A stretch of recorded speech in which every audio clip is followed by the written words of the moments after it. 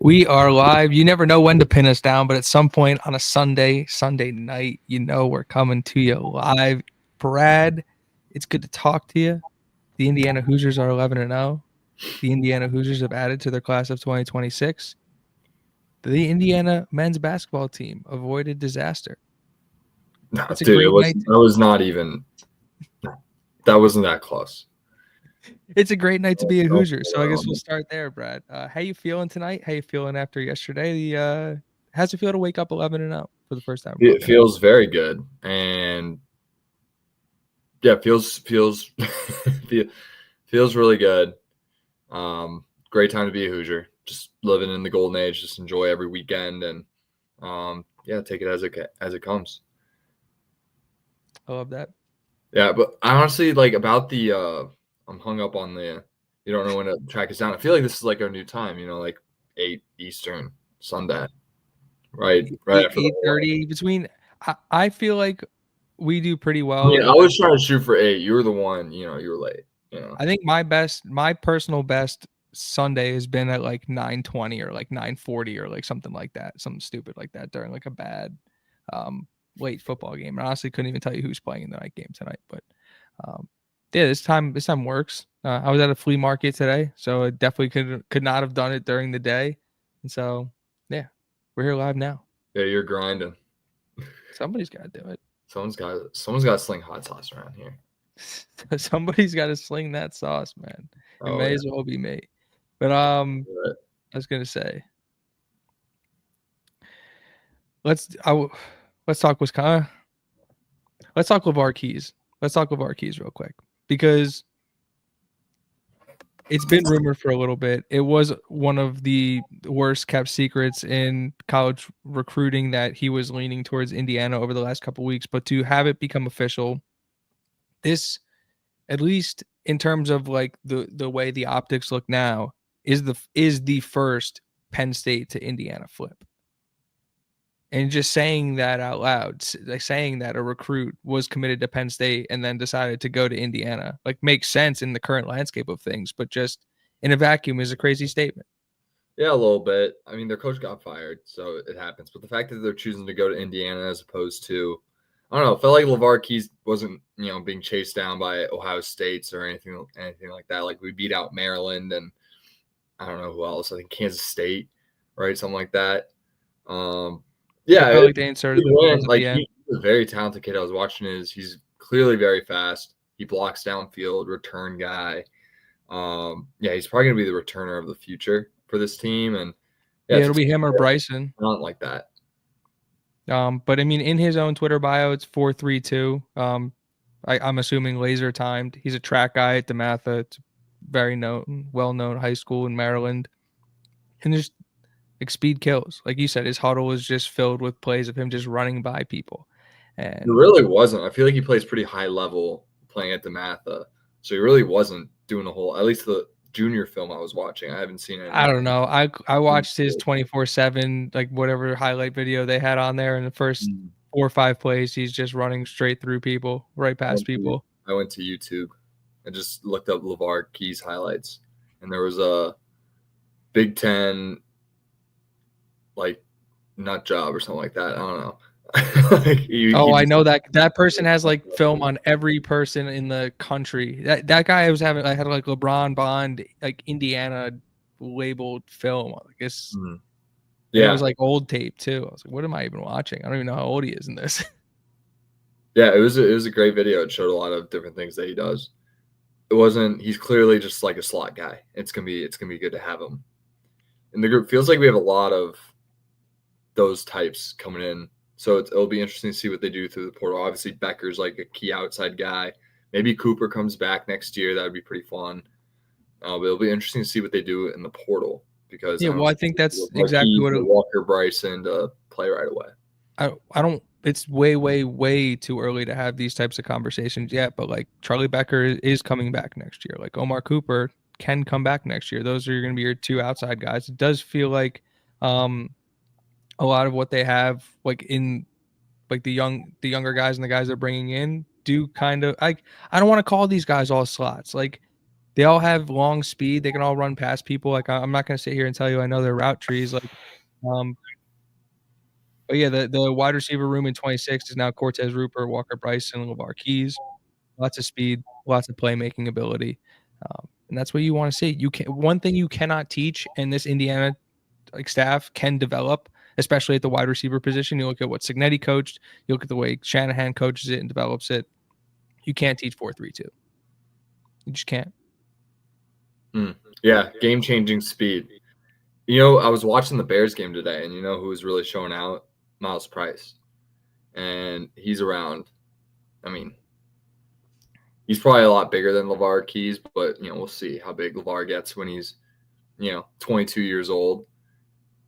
But, yeah, Miles Price is an NFL player, and I don't think he has 4. Wait, and it's important to remember, like, unless you're a freak of the freaks freshman like Jeremiah Smith, or you're just unbelievably, undeniably talented like D'Angelo Pons, freshmen aren't meant to play. Like you're supposed to have your seniors and your juniors playing the majority of the snaps, the majority of the positions, and then if you have a sophomore who's that talented and needs to play, he plays. And then if you have if you're lucky enough to have a freshman who's deserves to be on the field, then you have the luxury of playing that guy. But in a perfect world, when you look at the way Ohio State was built last year, and it was 5th year senior, 4th year senior at every position, and you're not gonna be able to do that because of the COVID rules. But I'm just saying, like, you want your 3 or 4 year guys, and you want your best players to be your seniors and your juniors, because I mean we've watched the way experience has helped this Indiana team this year. I mean, it's just clear that that's what Cignetti likes to do. He doesn't. I think there's only one non-junior starter, and it's Elijah Hardy on the entire team, and he's barely even considered a starter for most games, which is no, he's absolutely the starter. Yeah, but sometimes Jones is technically the starter if they start 2 linebackers. Anyways, I'm just saying, like, on the stat sheet, I know he's a key piece, but yeah, he doesn't. Yeah, he only plays the older guys, and that's how it's going to continue to be. He's going to fill another class through the portal this offseason. It'll just be interesting to see how that receiver room shakes out for the future. Obviously, I just feel they brought in a lot of slot depth, it seems like, so that might just be the mold in terms of what they're looking for from a receiver moving forward. It'll be interesting to see if they bring back your Surratt types, maybe bring in more Charlie Becker types throughout the recruit, like through Cignetti's time. But yeah, we'll see how it goes. No, I do see what you're saying. It is a lot of 5'11" to 6 foot, like Davion Chandler 5'11", Kendrick's 5'11", Bond is 5'9", Rupert's 5'11". I'm pretty sure Walker Bryson's 6'1", and then Keys is 5'11", and Keys is 5'11". So they clearly have a mold, and they just continue to add. It'd be nice to be able to bring Julio Jones every class, but I don't know how realistic that is. It turns out there aren't just Julio Joneses floating around in high school. Portal, maybe, anyways. That might be their thinking, where it's like slot guys. You kind of just make sure they understand the system and are playmakers, and bring on good depth. And all those dudes play. All those dudes are first of all those dudes run 40 times fast, but all those dudes play fast too. It's a Kansas City Chiefs-esque philosophy in terms of how they're kind of building out that receiver room. Yeah, we're just gonna run by you, and we're gonna run in space, and you're just gonna have a hard time defending us. And when you think that our depth comes in, those guys also run 4-3. Yeah, exactly. Yeah, it's a track team in Bloomington. If you look at what they do on both sides of the ball, even on the defensive line, look at Stephen Daly. They thought Stephen Daly's going to run 4-5. I think I think that was the quote from the broadcast this weekend, and maybe I heard that wrong, but at 270. Yeah, he'll rise up draft boards for sure. I mean, he should be anyways. He's a starting DN on a top 2 team, so. Well, yeah, and he was the more third evaluators should look at it like that. Yeah, he came in third in the 100, I think, or the third in the 200 as a junior in Georgia. Yeah, this team has guys, and that's why they're gonna continue to, go undefeated and compete with a really good Ohio State team in a few. But back to LeVar Keys. Yeah, I was gonna say Right. kind of a funny tangent to cap off Keys. Just what that mean? Like, this was a kid that was committed to Penn State, and there are multiple guys that were in that Penn State class that Indiana has varying levels of interest in, and just the like much like a shooter watching the ball go through the hoop. It's like obviously I know this Indiana staff can recruit these guys. Just watching people say yes, it's a euphoric feeling. So it's really cool to see LeVar Keys commit. It's also really cool to see someone who was associated with Penn State decide that Indiana football, and for the right reasons, that Indiana football is the better program for them. And I think that's more of what we're going to see in the future. Like you're going to, there are like I believe that the class of 2026, and we're starting to see some of that residual like hangover of like guys that like. I know what you're gonna say, and I feel like 2027 is really where it's gonna change because I don't know if LeVar Key 2026 was the last class where there were any doubts where you could be where a different team could recruit against you and say like we're not positive that was real. And it be believable and you aren't just a fool or just like not, you know what I'm saying? Like you're not just ignorant. Like that could be like a truth, right? Like you need to see it more than once. Like I could completely understand that now, like forget it. Like there was a couple of recruiting battles that they lost for fringe guys that ended up like going to teams that they may or may not play for. And like those are some of the guys where like if that battle happens in 2027, like that probably goes differently just based on the public perception of Indiana now. 100%. Yeah. I think it's going to change. And I mean, they're at the end of the day, they're going to get their guys. I'm not too worried about. But to be honest, we haven't really seen. I guess early on we have, but maybe not to the extent of some of the more recent classes, right? Besides that initial class that was brought in, haven't seen a whole lot of. I guess it's only been one class, so it's kind of a different type of expectation. But there's a lot of unknowns when it comes to Cignetti long term, but we have a lot of very good historic kind of pieces of evidence that we can lean on to suspect that he's going to continue to build out the program that the way it needs to be sustained over a long period of time. 100%. And it was you still need to see it, like it hasn't proven him doing it in the Big Ten. And in a sense, yes, but also like if you kind of follow along the tea leaves and if you're like a message boards person and I'm not, so I'm like Wilt Fong whip arounds kind of how I'm getting all the like recruiting info. Yeah, I'm sure I understand the stories, but it's like, do these guys pan out? I don't know, right? Like we just have Cignetti's historic kind of his resume to go off of. It's all about executing at the end of the day when he's at Indiana. And yeah, 100%. I mean, listen, you look at like, I know people like to be like, oh, this Indiana roster, you look at what Cignetti's doing with no talent. And then it's like, I don't know, like Isaiah Jones was a 4-star, I think, wasn't he? Or Hayden Fisher's really fucking good. Like Fisher's unbelievable, like All-American, like D'Angelo Pond's really All-American, like Mari Farrell's an unbelievable player. Louis Moore is playing at high. Like those guys don't grow off trees. Like he has to continue to find them year in and year out. Like they're just different breeds of human, right? They're winners, and then there's other guys that are super talented and they're losers. That's the difference between an Indiana team and teams of the past, and we'll see, and teams across the country, and we'll see if they're able to continue to build that success because. It's going to be next year, like first year, no JMU guys. So it'll be interesting to kind of see how that. No, that's not true. Tucker can come back. No, you know what I'm talking about though. Like there's no AD, there's no AD Fisher, there's no like Fisher, they have Pons, they have Kamar, like Surratt, they're all there still. Like that's a big group that's leaving, man. Yeah. So it'll be interesting to see how that progresses going into next year. Obviously, way too early to even be talking about that, considering what we're doing right now, But yeah, a lot of season left, Brad. There's a lot of season left. We were talking about recruiting, and that's usually how these things go when we talk recruiting. I usually get very big picture, very long forward-thinking takes on terms of the team. So, all right, well, that's the risk of talking recruiting around me, Keys. You should know. That's why I was a little nervous about starting off with it, but I was looking at it, and the first thing I had written down was LeVar Keys, and so like, and I thought my tweet was clever. It was a little play on words, like from one keys to another. Like it's cool to have more pieces in the. I didn't see that one. Yeah. So apologies. From keys to keys. Shout out to keys. But yeah. Let's shift gears. Let's zero in a little bit more. Yeah. Wait. Hold that thought. I'll be right back.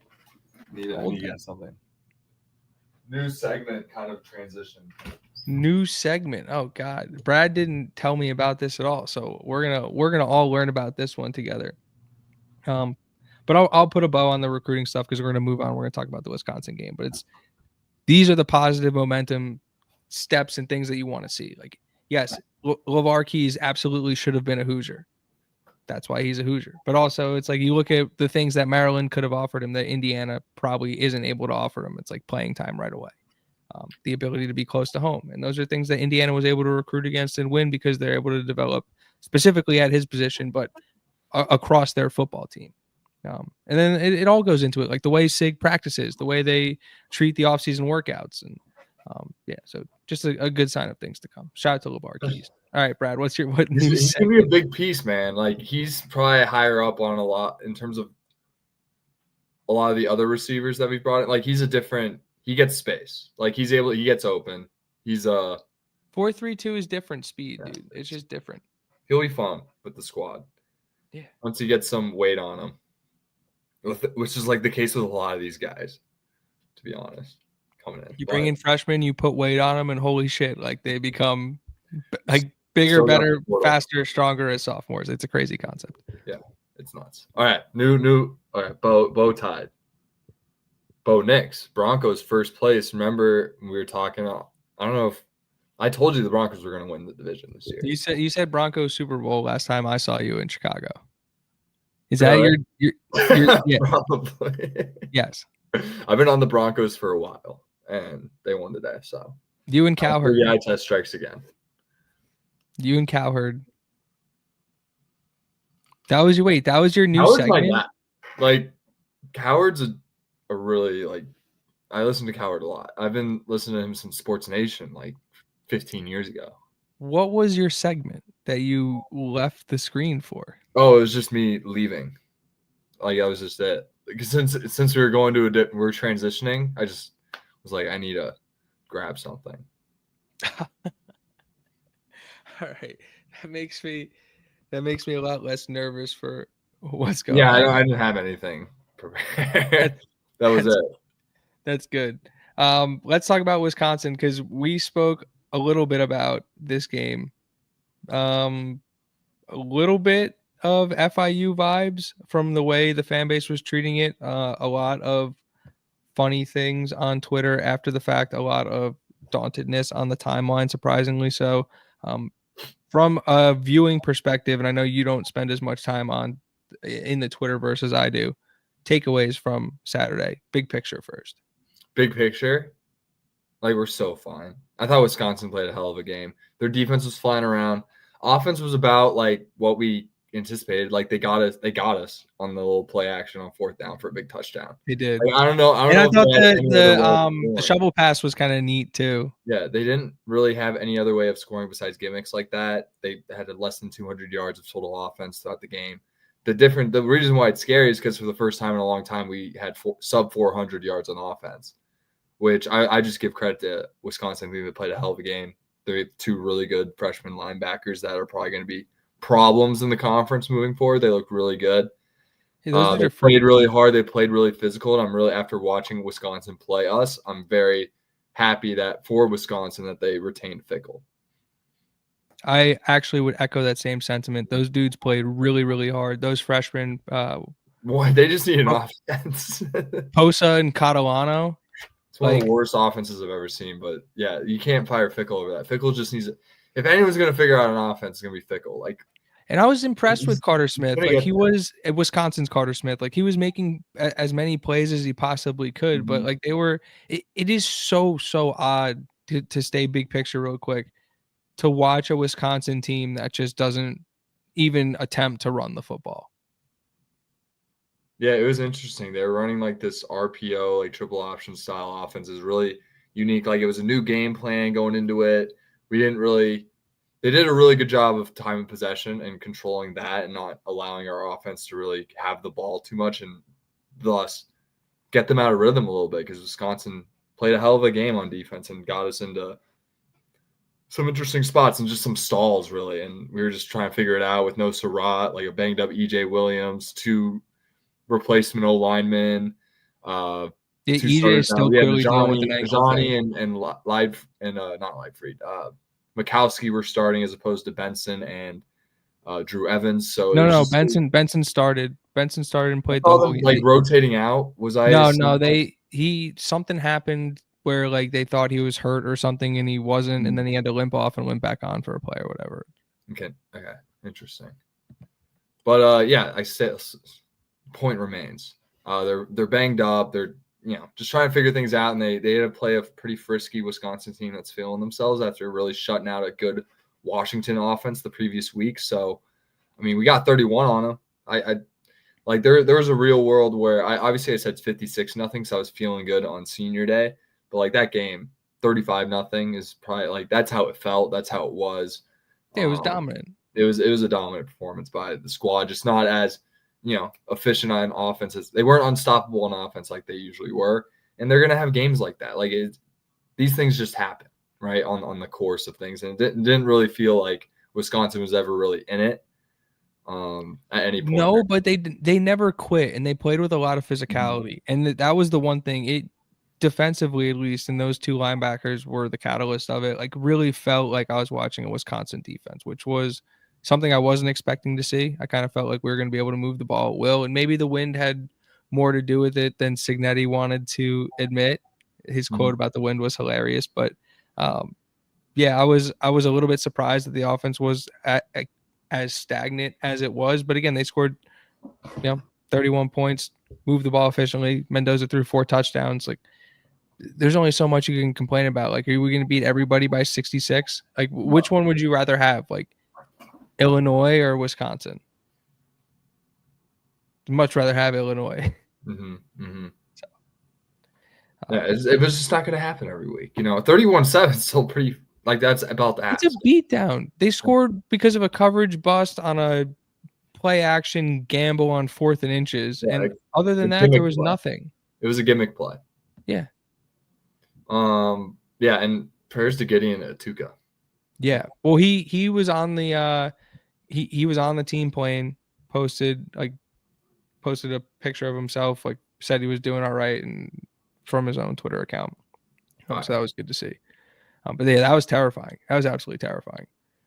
Scary stuff. Yeah, super scary stuff. But yeah, Wisconsin just needs to find a quarterback. It was kind of cool. Like Carter Smith, he's still going to redshirt this season, but was able to get a full start against a top 5 opponent. That's pretty nice experience to get in his situation. So good for him. Yeah. They need a transfer quarterback. I want to start on the defensive side of the ball because I feel like this is going to be misconstrued as a bad performance when it absolutely was not. Frustrating first half performance. Maybe they allowed 7 points. They weren't able to get off the field consistently on 3rd down early in the game, which has been a calling card of this defense. We saw Kamara dealing with some sort of like nerve shoulder stinger. He wasn't in the game after the second defensive possession. So was it because I had to catch myself where like it got too late in the second quarter and it was 7-7 or 7-10, whatever the score was.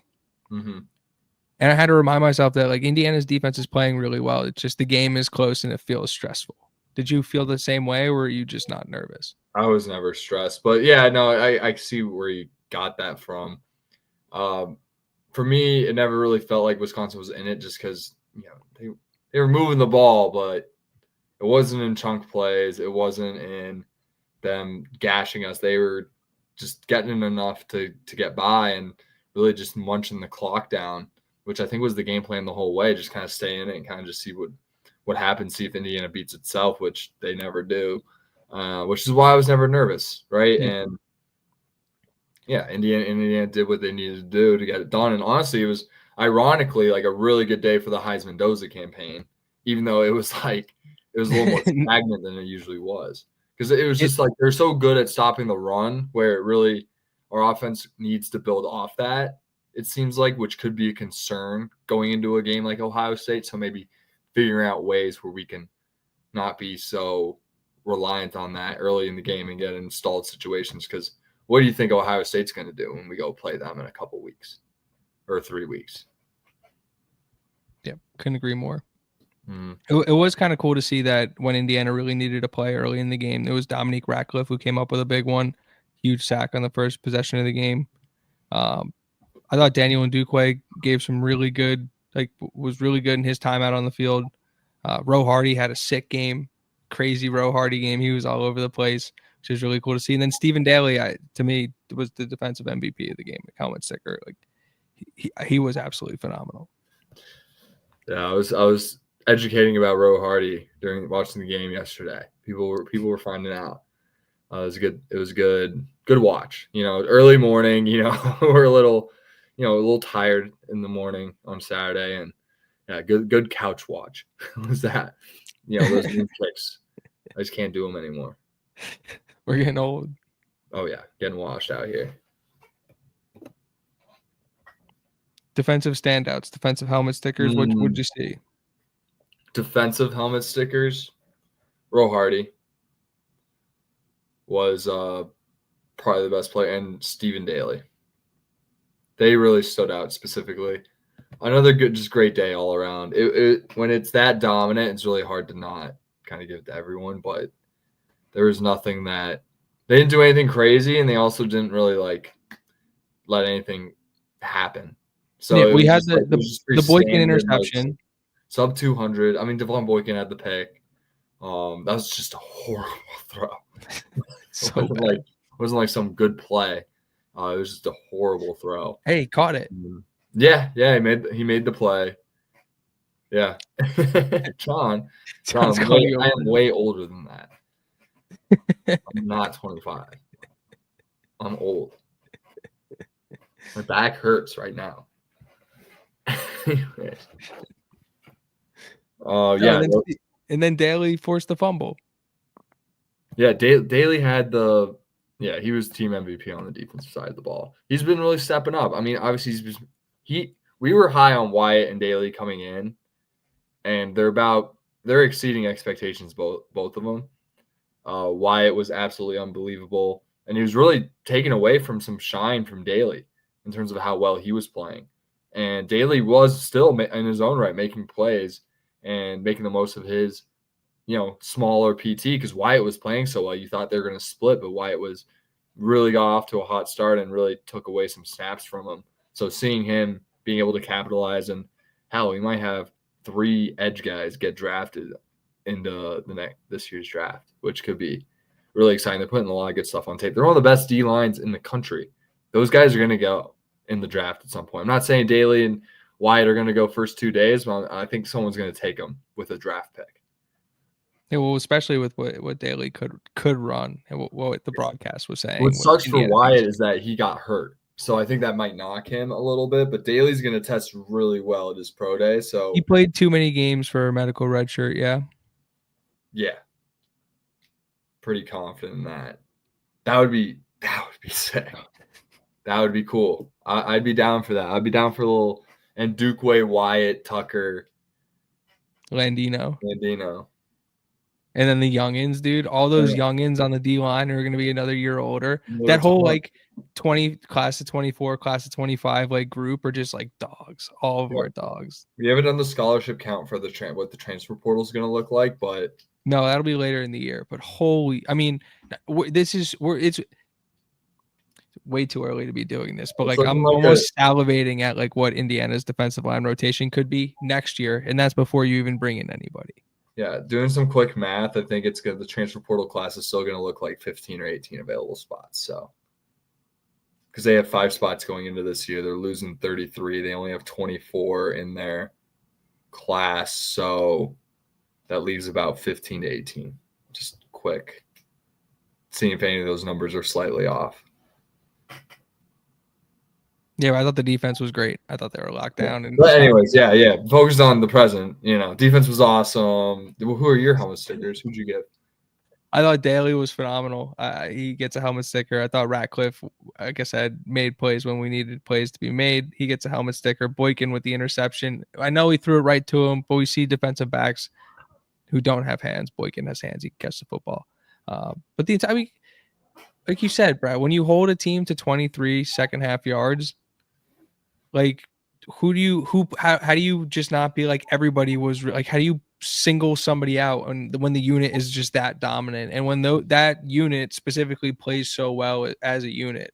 So yeah, it's another unbelievably impressive performance from Brian Haynes' defense. And there was a Kyle Kamara responded to someone on Twitter that was like, I'm gonna catch flack for this, but like the defensive line has looked really good without Mikal Kamara, and Kamara responded and was like, "What are they supposed to forget how to play football?" Which I was like, I know that kid's feeling frustrated. Like my heart breaks for that kid because like what he personally wanted to achieve, like statistics wise, and it's not about that. Like you look at his pressure numbers and the way he's impacting the games, like he's having a massive impact on games. You can't watch Indiana football and not understand the impact Mikal Kamara is having on the football game, regardless of whether or not he's getting home. But obviously, kid wants to get to the quarterback. Like he's a defensive end. Like he's Yeah, with gonna make the his money. lack of production in terms of finishing, it's probably going to hit him in terms of not being in the first round. And he already has that kind of lack of height working against him as well, just as a prospect.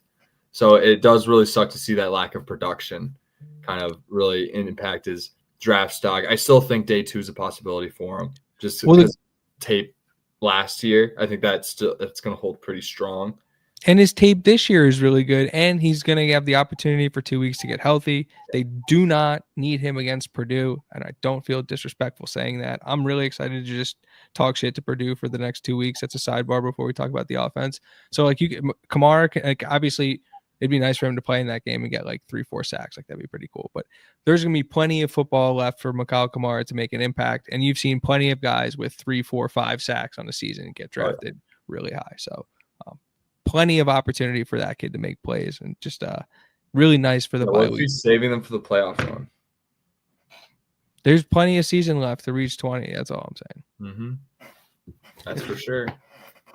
Let's talk about the offense, Brad. Heisman Doza, full effect. The wind, Schmind. I tried to tweet that, and I looked at it, and I didn't think people would be able to understand what I was saying, so I decided against it. But Fernando was cutting through the wind with most of his throws. There's a couple that were like, ugh, but other than that, I thought he was phenomenal. Got hit too many times. It was the most times he's been sacked this year, which is never a stat you want to see, especially in a game where you dominate like that. But what do you think of Fernando's performance? Fernando played outstanding. He was super efficient. Was taking too many sacks. It was frustrating the crowd I was watching it with. It was a really, it wasn't. I think it was very obvious that he was kind of waiting too long and not being decisive in terms of running and throwing it. And I think that's something he needs to work on. And obviously, that's been something Sig's been saying this whole time in terms of what specifically he's been needing to work on throughout his time, and still thinks the sky's the limit. Despite all that, still put up 300 yards and 4 tutties in a Heisman race, and yet on his way to 11-0, he looks like a lock for New York at this point, and there's still room to grow for him in terms of finding that pocket presence, because it wasn't a good day. 5 sacks taken. That's obviously they stopped the run, but that's not going to help you, unstall an offense either. So he needs to work on that.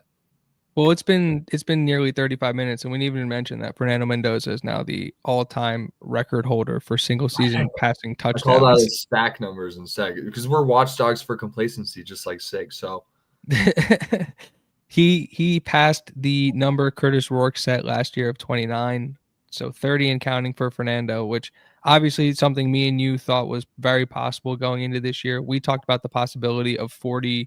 I don't know if it was 40 passing touchdowns or 40 total touchdowns, but he's at 35 total touchdowns. It looks like he's going to have every opportunity to get to 40 passing or 40 total touchdowns before the Heisman voting goes live. That'll be at 5 p.m. the day of the Big Ten championship game. Perfect. Yeah, I went over the Heisman ballot in the video last night, or how the voting breaks down, or the times for that. We could do that later, but his favorite target, other than I thought it was a little strange that Omar Cooper wasn't getting the ball more, especially given who was in attendance. And I thought that Indiana running the Lawrence North package was really cool, having Cooper and Chandler on the field at the same time with Monshon Sales in attendance, having that wildcat presence. Very, very cool. But Charlie Becker was the number one receiver for the second straight week. The Mendoza roommate kid just continues to make plays. He is, it seems like, the only deep threat Indiana has right now, which is kind of surprising. But just his ability to go make plays at 6'4" has been unbelievable. Catches his first touchdown of the year. I think he had 7 for over 100. First Indiana receiver to go back to back over 100 yards since Surratt did it against Iowa and Oregon. So big time game for Charlie Becker. What do you think of Chucky Buckets? Chucky Buckets, Chuck Nasty, 80. Just I like calling him 80. 80. Yeah, just call him 80. He's because I like the number. Do you think he changes his number next year to single digit because he's balling out so much? 80 looks funny in terms of how he's balling right now. But maybe he's just a big Donald Driver guy. Yeah, it's sick. I like it. But yeah, he's absolutely dominating. He's clearly. Can you sidebar real quick, Brad? Who's the really best wide receiver to wear 80? Huh? Who's the best wide receiver to wear 80? If it's not Donald Driver, this is where we need John. I need a list of 80s and I'll give you my pick. Hold on. I was thinking more of like an off the dome thing. It was kind of supposed to be quick. Like I thought you were gonna be like, Steve Johnson played slot at what number did Stevie Johnson? Yeah, I don't have it like that. Like with the numbers, like I'm not. Oh, shout out to my head coach Steve Johnson for the Mavs. Always compete. Oh, probably like Jerry Rice. Jerry Rice wore 80. Jesus Christ. Probably like him. You're supposed to be the football historian. This is why you're on the show. And Jerry Rice play. How am I supposed to know he wore 80? Explain that. That's unrealistic expectations for me. That's going to be ridiculous. It for our show. It was been real, guys. Gross. That is gross that you'd put those expectations on me to just know off the top of my dome a guy I've never seen play live before know that what number he wears. I think Charlie Becker probably keeps 80. Mine is probably Donald Driver from my era. So, yeah, and you stole mine. So, yeah, Chris Carter. With this newfound information that Jerry Rice wore 80, I think Tony Hill is better than Jerry Rice. Who's Tony Hill? Tony Hill of the Cowboys. Come on, you're insane. There's just what? Daryl Hill.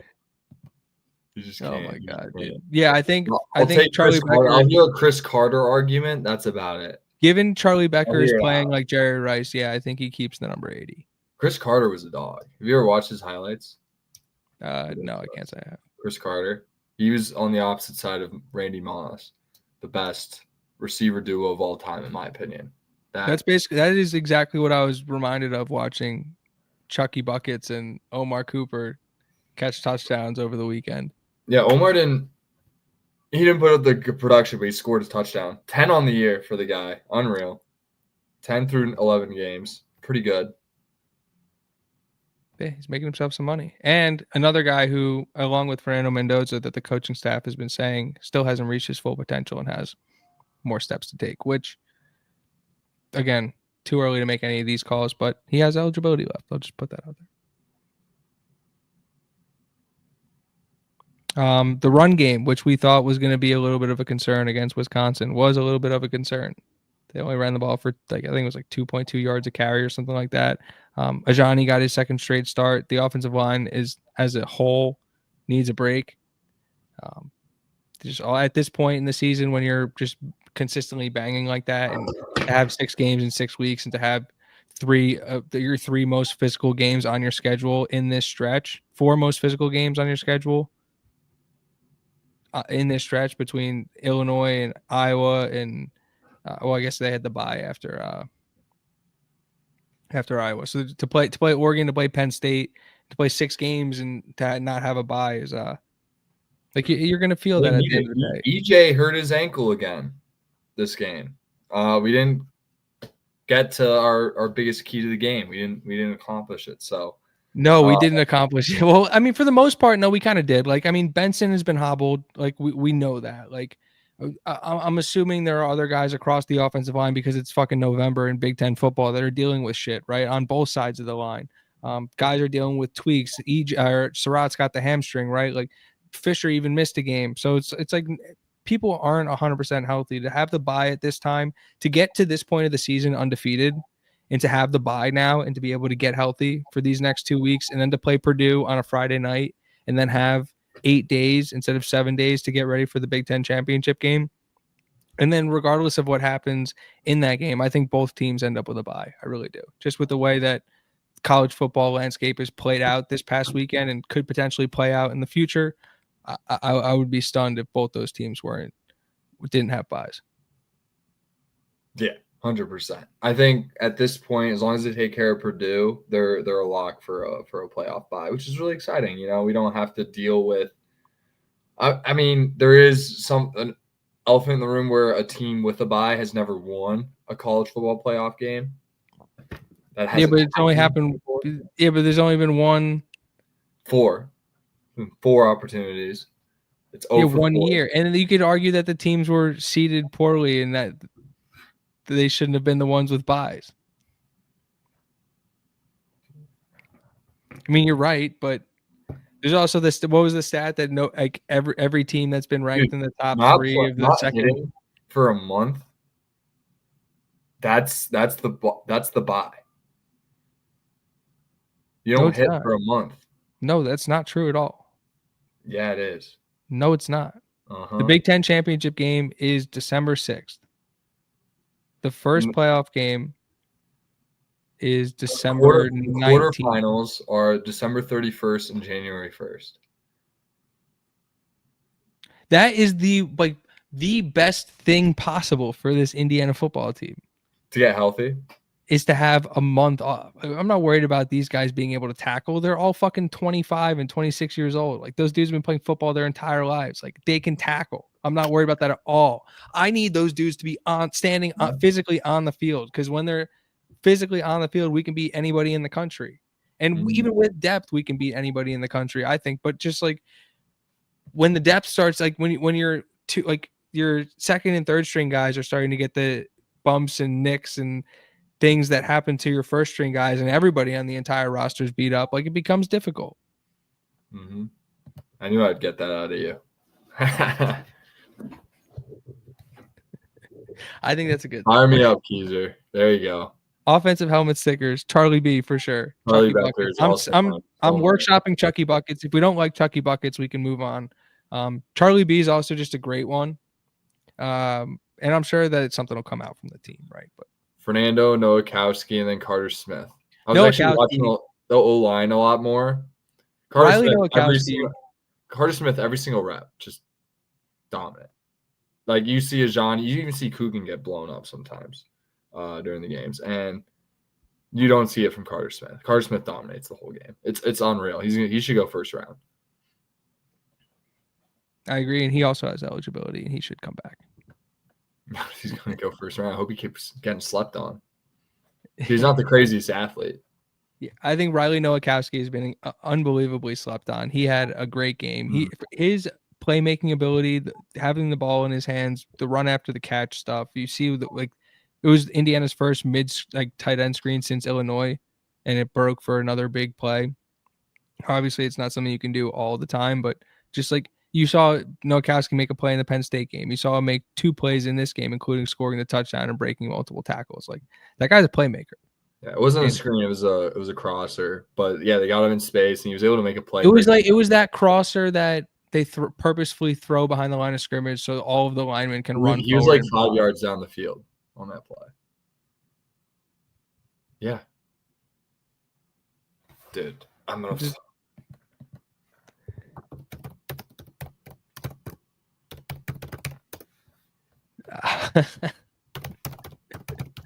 But yeah, Charlie Becker helmet sticker, Riley Nowakowski helmet sticker, Carter Smith always gets a helmet sticker, and Fernando Mendoza, Heisman Mendoza, program record holder.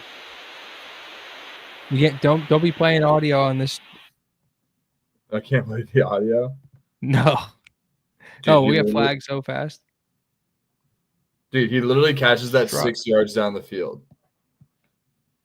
Yeah, they ran a like smash almost. Like he blocked and then he came off, and then literally Hemby runs down the left side on a seam. Where's the line of scrimmage and where's he catch the ball? He catches the ball 6 yards down the line of scrimmage. 6 yards downfield. Not a single offensive lineman breaks. It's a true pass play. Huh. You sure about that? Yep. If it was a screen, at least one offensive lineman breaks off. No, you're right. You're right. I could be Mandelaing myself. I'm not staring at the play like you are, so I'm not gonna tell you you're wrong. I'm not gonna be like one of these dudes on Twitter, be like, no, you're. Yeah, I could see. I knew I wasn't crazy. I knew I wasn't. I knew I wasn't crazy. Out of suspicion. But anyways, his playmaking ability has been big time. Having the ability to throw to the tight. There was a running back screen in this game as well, which was really nice. Not something Indiana runs a ton of. There's still time for them to line up. If anybody connected to the Indiana playmaking decisions, here's this. There is still one gimmick game left where you're going to kick the shit out of Purdue, where you can take Roman Hemby and put him in the slot. Put him in the slot. They can do it. I don't know what my bet. What was our bet on that? It was for a beer. Okay. Sweet. There's probably some free hot sauce, honestly. It's probably what should happen. But yeah, Nowakowski, like, what a story. Like, former walk-on. Like, we were kind of writing him off as, like, an H-back, or at least I was. And he's really coming to his own here at Indiana. Like, full circle moment where it's like, he might play fullback at the next level.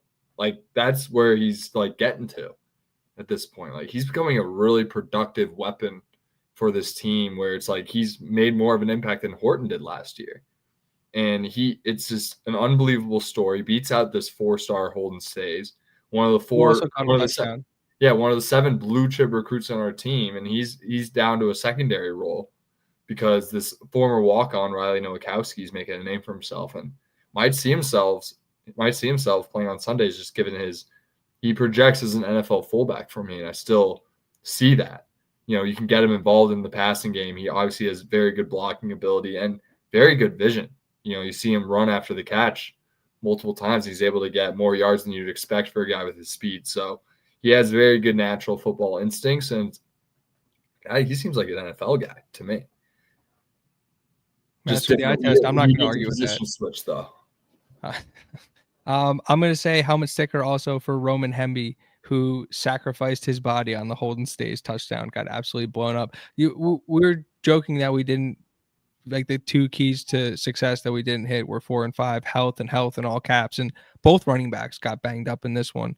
Hemby was shaken up at multiple points. Black had to go out at that point where they looked like they were looking at his neck or his back, whatever they were looking at, which still scary, especially with what happened in this football game. So just having the bye week for everybody to get healthy, it's good.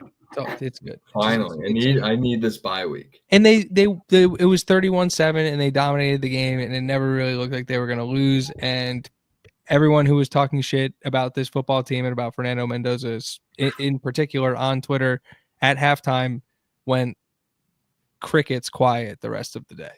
So things you like to see as you look at the big picture. Mm-hmm. You have any final thoughts, Brad? Final thoughts on Wisconsin. Great dominating win. Way to get it done on senior day. Sad that a great, a legendary core in Indiana football lore played their final game in Bloomington. And, at least I got to see him once, Yeah, I'm so super big thankful. Where were you moment, especially at that time, They really paved the way for a lot of future success that we're going to see over the next few years. So hats off to them. Unfinished business this year, obviously, but they really, set the tone in terms of where this program is going to go. 100%. It's hard to get too sentimental because, like you said, we're expecting to play a lot more football. We also are expecting this to be the last home game at Memorial Stadium, and so for this senior class, for Aiden Fisher, for Mikal Kamara, for guys you think are leaving in the draft, somebody like a D'Angelo Ponce potentially. You look at the impact that those guys had on this program and had on changing the perception of Indiana football, along with this coaching staff, and like these guys are going to be remembered forever. And so, it's like it's hard to put in like they're still doing it, right? They're still like things are still being made and history still being created, and they're still going out there and playing football. And so it's hard to like fully put into words the lasting impact, and it's not something we're going to be able to do until like pretty far into the future, where we look back and see kind of where this thing ends up and where it started. But yeah, or very near in the future.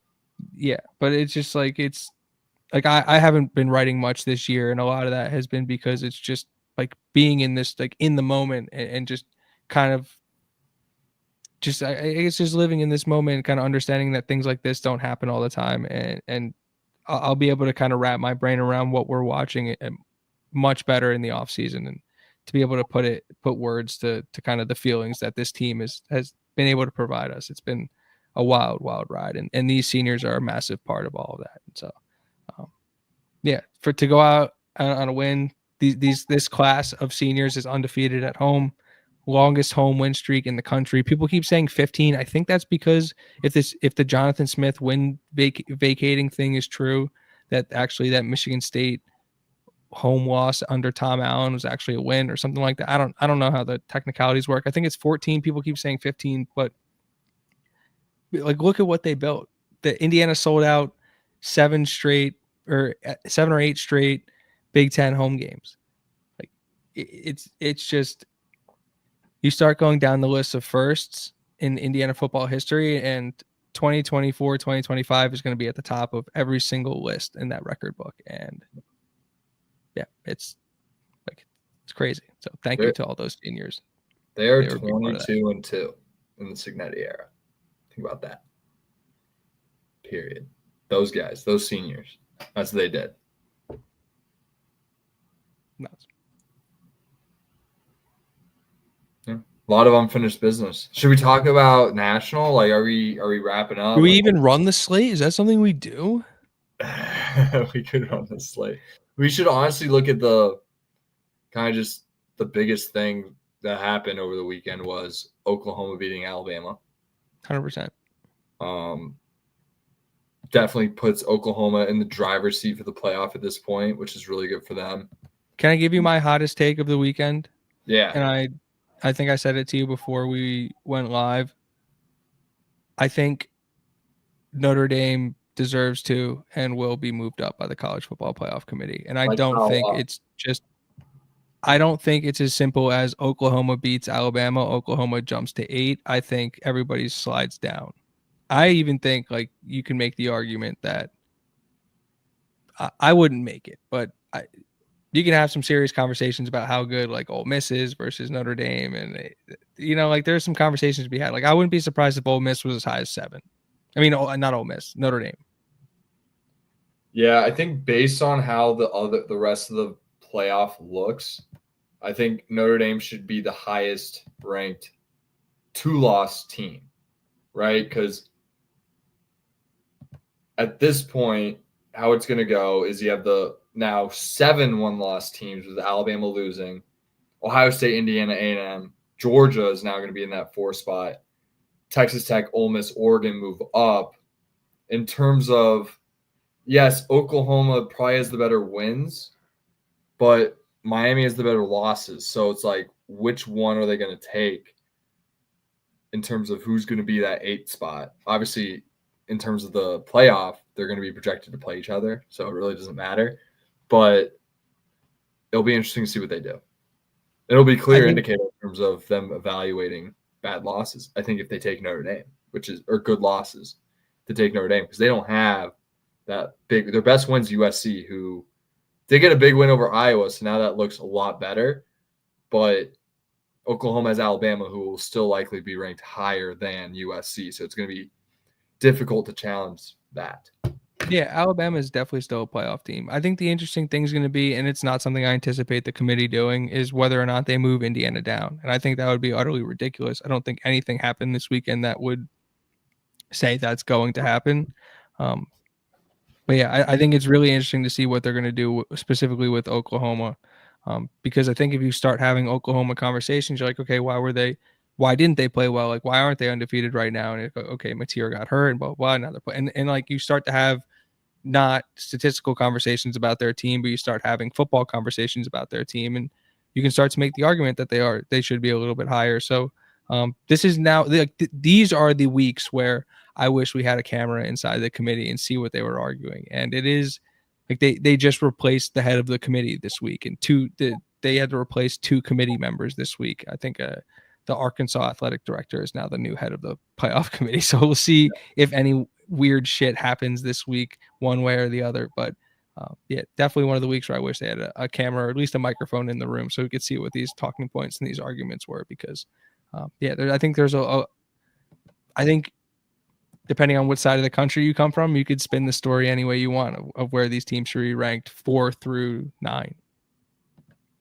Yeah, I think because like, do you just move here? Let me ask it this way: do you just move Georgia up because they only have 1 loss, or do you penalize, like, is Georgia's loss at home to Alabama now a worse loss because Alabama looks worse? Like, that loss now can't be, oh, they lost to Alabama at home, because now Alabama at home is a 2-loss Bama team now instead of a 1-loss Bama team. So that loss isn't as good.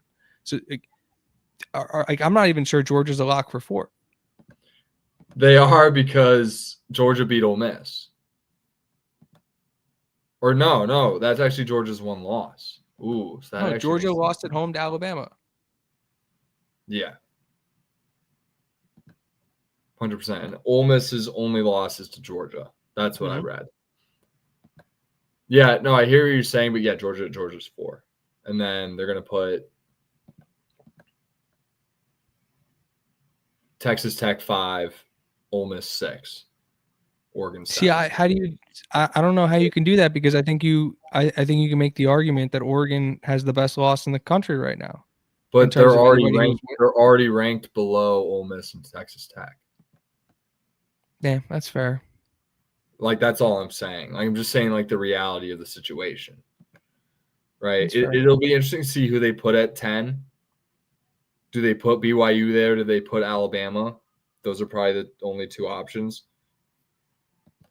It'll be interesting to see what they do, because obviously, as of right now, it's probably looking like Miami at 11, but not ranked there. And James Madison, North Texas. Are they going to get in the rankings? We'll see. But I would personally rank Oklahoma above Notre Dame, for the record. I would. And that makes me think they're going to put Bama at 10. So you think it goes Georgia 4, Ole Miss 5? No. Texas Tech 5, Ole Miss 6. Oregon 7. Oklahoma 8. Ole Miss, or Notre Dame stays put at 9. Notre Dame 9. Alabama 10. BYU probably 11. It definitely will be interesting to see. John says, if Michigan wins out, do they make the dance? A lot of chips will need to fall. Well, I mean, if they have a victory over Ohio State and they're a 2-loss team. Yeah, they lost to Oklahoma, who's right now at 8. So it's like there's a lot. Like, they're not going to jump Oklahoma ever. So, like, a lot needs to happen for them to fit in, because it seems like there's only 2 spots left behind Oklahoma. If one of them's guaranteed to a group of 5. But there's still 7 1-loss teams around.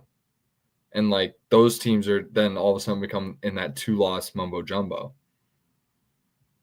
But yeah, Michigan beating Ohio State would definitely, change some things. We'll see. We'll see how that goes. Recent history tells us it's a lock. Yeah, well, how I think, it's like, oh shit, Ohio State's like mad due. Like, they are. Like, they are so due. They are so due to beat Michigan by like 45. Yeah.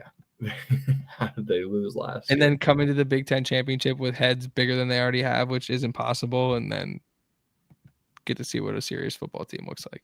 Yeah. They haven't played one all year. No, they haven't. Just how about Georgia did to Texas? Bullied them in the second half. Yeah, that was a fun little story. Georgia's legit in. Ole Miss is in. Like, the field seems like the teams are really separating toward the end of the year in terms of how you thought about it. Remember, I had Oklahoma in my playoff early in the year. LSU didn't quite hit, but I nailed Oklahoma. Hey, listen, you can't get them all right. It's master of the eye I didn't test. realize There's too many Garrett things Nussmeier for was the gonna eyes to have look you. at. That's like, it's hard to eye test the whole team because there's so many different moving parts. But when you eye test the individual player, it works a lot better. You know what I mean? Well, when your eye test tells you that a guy's good and then he starts playing significantly worse than he used to, aka Garrett Nussmeier, it really does change things, right? That take was heavily predicated on the fact that Nussmeier would look like an all SEC quarterback. Like, that was. Is Garrett Nussmeier this year's Kyron Jones? He might be. I think so. Not as bad though. I'll give him that credit. It's not as bad as Kyron Jones. So we're getting better, you know. Trending in the right direction. Nussmeier had way better production than Kyron Jones ever did. Kyron Jones was like my shot in the dark before I learned what production over potential meant. You know, from Stig. You know, I learn as I go. You know, this is a work in progress. It always will be. Masters never stop learning. Oh, exactly. Can never stop learning. I am a samurai, and my eyes are my swords. Unreal. That is an unreal statement. They're my weapons. Do you have any bye week plans, Brad? Yeah, I'm going to like a birthday party. Maybe might see like Fred again, something like that. Yeah, bye week's gonna be fun. And I got the bye week extravaganza on Tuesday. Yeah, we do have the bye week extravaganza on Tuesday. Very pumped for the bye week extravaganza. Yeah, we got a hoops game on Thursday. Should we talk about hoops a little bit? Yeah, let's talk about hoops. We can talk about hoops. We'll close out with a little hoops talk. Yeah, they had a little scare with Incarnate Word, and like Wisconsin, like not really too concerned. They played like shit, did not shoot the ball well. Like Dak, no. This game was a lot closer than the Wisconsin-Indiana football game. Like, then it had to be. Scared that they were gonna lose? No, I wasn't scared they were gonna lose, but it did. I can't lie and say like you have to think about. And we share very similar experiences, right? But like obviously your college basketball fandom spans back a lot further than mine. But like my first Indiana basketball experience really as a student was watching Archie Miller get blown out by Indiana State. So it's like when these teams that have no business hanging with Indiana in Assembly Hall are like shooting 10 of 12 in these stretches, like my Jamie Jordan talks about his Indiana football PTSD kicking in. Like I have like little baby tiny like Indiana basketball PTSD that's just like their shots are going in, our shots aren't going in. And like Wilkerson didn't have a great game. DeVries didn't have a great game shooting the ball from the outside. He still found a way to win. I don't want to say like I thought they were going to lose, but like I can't tell you I wasn't getting nervous. Like yeah, I've watched that jersey do that to me multiple times. Yeah, I think you made a lot of good points there. It wasn't. Well, and I want to say that I want to preface and that being said, yeah.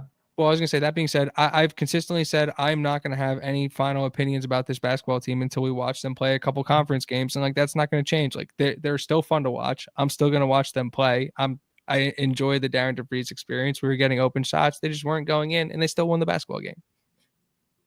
I'm gonna trust the Marquette result more than I'm gonna trust this result. Exactly. I think Incarnate Word's actually pretty good. I was watching them. They did a lot of ISO ball, and they took advantage of the fact that we're actually not we're not poor on ball defenders, but we're not great on ball defenders. We don't have a ton of length, and they were getting the ball very high up off the glass, which was really impressive. Yeah, and they had a lot of guys that can score off the dribble, and they just that was a lot of mid-range into it, right? Like that's mid-range shots too. They're going to go ISO on us on defense and not allow our team defense to become a difference maker, which it has been those first 3 games, allowing us to create havoc and get team rebound and get out fast. And they eliminated that from us, and we weren't able to really get in our rhythm. Maybe it was a team energy thing. They looked really good in the first half and then got a little complacent in the second half and kind of let them creep into it. I'm not too worried about this team. I don't think they're going to shoot 20% from 3 too often. Obviously, when that happens, they're going to be very susceptible, and they're going to really have to hunker down on defense if they're going to want to win basketball games consistently like that. But like, you know, if you shoot 20% from three and you're a high volume 3-point shooting team, like it's not going to be the result that you want. And that's just how it went. And I won't agree with that. yeah, I think some guys to call it like Reed Bailey getting 7 points in 13 minutes is concerning. Sam Alexis obviously was the guy that stepped up, and it was probably more so Alexis getting tick. We just need to figure out a way to where like those guys are such good players. If we can find a way to get them on the floor together down the line, I think that would really benefit this team. I think I've said this before, just because Reed Bailey is so talented off the dribble, face up, big, right? And Sam Alexis is that perfect like rim protecting. Like obviously he's not like 7 foot, but he's 6'8" with a long wingspan, very rim protecting, you know, around the rim type player, right? That's how he plays. He's catching lobs, he's defending the paint. They can work really well together, in my opinion. And it's interesting that we're not letting Reed Bailey get to his natural position, which is the 4, when we have Sam Alexis, who's really playing well and stepping up in that center role. It's just interesting to see it because we put Sisley in there. Those are the only Sisley and Reed Bailey as very similar players in terms of their skill set. Those are the only 2 guys on the roster that can play center.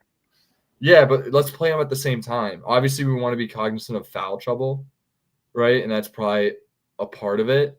But down the stretch, I think it's important for us to take risks if we're going to want to win a national championship, like win a big game, right? If we're going to play, like I'm just watching Purdue play, right? Like I don't want DeVries on Kaufman-Renn.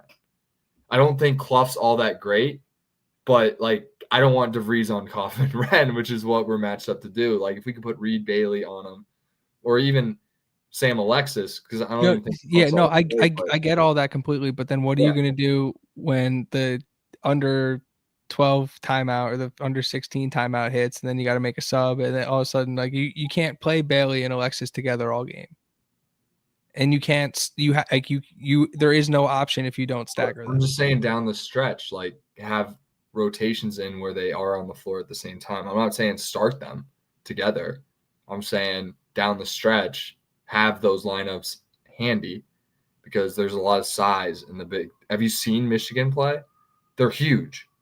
They're ginormous. They have a 7'3". No, there is a lot. There's a ton of size in the Big Ten. It's like a 6'10" power forward and a 6'9" 3. They're huge. It starts and stops with this team's ability to shoot from the outside. Like they're an elite 3-point shooting team. To your point, if they shoot 20% from the outside, it's gonna be hard for them to win basketball games. The fact that they were able to win this basketball game tells you a lot about the heart of their team, which is, you know, I also think Infinite Word is good after watching them. I think they bring a lot. They have some good athleticism. They can compete in their conference for sure. From what I saw, I'm not saying they're going to make the tournament. I'm not putting that label on them just yet. I think Milwaukee could make the tournament, but yeah, Incarnate Word was a lot better than I expected. And I went in there and I was pleasantly surprised to be like, okay, that's about where I would expect them to be on the Ken Pom in terms of like they're like around 200. Like they're probably a top 200 team in college basketball. They're above average almost. So they make the tournament in 2035 when it expands again. Dude, that shit is so gross. And I saw your tweet about it, and it was pretty. I got Scott Hughes or whatever the hell that guy's name is. I got absolutely sent out whatever. My tweet still played because it was hand up and pat myself on the back because I will do that. It was a good tweet. It was a funny tweet. Like the tweet still played regardless of whether the news was true or not. But the news was not true, so that's a very good thing. Thank God. Thank God that is not true. They shouldn't expand the tournament because, to be honest, like no. The tournament expansion. No, wait, Brad. No, I misheard you. Teams.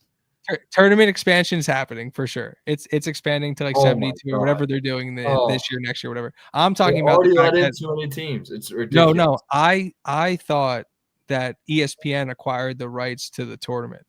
Oh, broadcasting rights, and I was like, I CBS will ever give that up. It's and that's why I was devastated. But then I was like, why am I seeing nothing about this in the timeline? And then I got community noted, and I was like, that makes me feel so much better. But also, like, makes my tweet less good. But I'd rather have that. It happens when you're misinformed. Yeah, well, listen, that's what happens when you swing and miss. Can't bat 100. Can't God, can't, the can't bat tournament 100. should Can't bat not 1,000. expand. You can bat 100. You can bat 100. The tournament should not expand. But yeah, No. the team looks good. Conway looks fantastic. Obviously, we need DeVries and Wilkerson to be like they need to score at least 30 combined every game. Is what we need from them. It's nice when Sisley and Alexis are able to step up and contribute. When Conway is able to get in the scoring column, Enright hits a cut. I'm never going to put scoring output expectations on Connor Enright. It's not his job.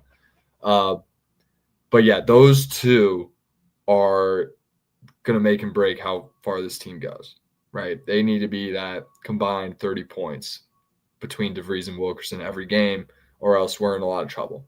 Yeah, what does Mark Titus say? You got to make shots. You got your best players got to make shots, and those guys are like they can have all Big Ten type years from what I've seen from them so far. They can be top scorers in this conference. There's no doubt about it. They just got to show, they're going to have bad games, and the fact that they had them at the same time isn't ideal, and that's kind of why we have this result. But I'm not too worried. I don't think this type of stuff is going to happen all too often for them. I think it's an energy thing. The energy that I saw when they played Marquette is that of a team that is going to show up against high-level competition. And yeah, I think Incarnate Word, I think there was a vibe. I think the guy said it in the post game. He was saying they looked a little bored, and DeVries has something to fix in terms of making sure these guys stay locked in and don't get bored with success. And I think that's a very true statement in terms of how this game looked and felt for me, how they played. It wasn't so much of like the shots go in or out, but they could have hunkered down a little bit more on defense. They couldn't let them not like they only gave up 19 in the first half, and then all of a sudden they ended up with 61. Like what happened in the second half defensively? Like the shot, yeah, we can all look at the shots and point there, but there's listen, at a certain clear point, like though, lapse in defense, giving up 42 in the second half. yes, but at a certain point too, like there was like Incarnate Ward's hitting like step back, fade away, mid-range shots that it's like yeah, you're okay with the twos they were hitting, but it's the open threes and the offensive rebounds and some of the things that like better teams will punish you for. Yeah. At the end of the day, it's kids shooting hoops. Yeah. So let's not it's good. overreact. Listen, if you're gonna have it, you want your bad games to happen in November when nobody's paying attention, and to have a bad game like that from your two best scorers and to still win is a good thing and not something that we should freak out about. And it's like to your point too, this is now the fourth game for Indiana. For 3 games, they've showed us one thing. For a fourth game, they've showed us another. Like what? I'm gonna go with what's happened more. I hate to bring this up, but like Purdue only beat Oakland by 10, and they're ranked 2 in the country right now, and they're going to remain ranked all year. I can guarantee that, and because they're a good team. It's nothing to panic about. Now we have more bad shooting games consecutively. Maybe it's time to panic a little bit, but I'm not going to freak out over a single game against Incarnate Word. Right, we need to get out in November. No, I'm definitely not going to freak out on November 16th. Definitely not happening. The goal is to get the double-digit wins before the new year, and they're well on track. They look like they're going to get that done, and yeah, I think they should. The expectation also should be undefeated going into December as well. I think I think beating Kansas State is very important for this team to get done because they're playing that at home, I believe. So. This was the second of 5 straight at home for Indiana. I have no problem putting expectations on this team. Like, I have guys like John up my grill about having expectations. This is how I do it. I do it by week basis just on what I'm seeing. This team should finish November undefeated and go into January with double-digit wins, ideally 11-2. I believe they have 13 games. So that's what I'm looking forward to. Love it. You got any closing thoughts on the week, Brad? No, go Hoosiers. We're still undefeated in every major sport. So it's been a great school year for Indiana, despite everything I just said in terms of concerns and stuff. So yeah, it's been awesome. It is a hell of a time to be an Indiana Hoosier. Thank you to all the seniors. We have another big time bye-week extravaganza coming up. I just got the confirmation on a guest, Brad. I'm very excited about that. We'll announce probably tomorrow. And safe to say I'm excited. Fired up. I'm fired up for this one. I am fired up for this one. This is a long time coming. And if you're a fan of our show, you'll be a fan of this one too. I'm super pumped for this. Cannot wait. And the Chicago Bears are first place in the NFC North right now. But yeah, it's a hell of a time to be a Hoosier. We're flipping kids from Penn State. We're 11-0 for the first time in program history. Darren DeVries has the Indiana basketball Hoosiers playing at a 4-0. Everything just the arrow's pointing up. There's a lot of meaningful football to be played, Brad, and we'll be right here talking about it. But first, we'll be back for the bye week extravaganza. We'll be here Tuesday night live, 8 p.m. Eastern time. Do not miss it. We'll be tweeting about it. We'll be talking about it. All that good stuff.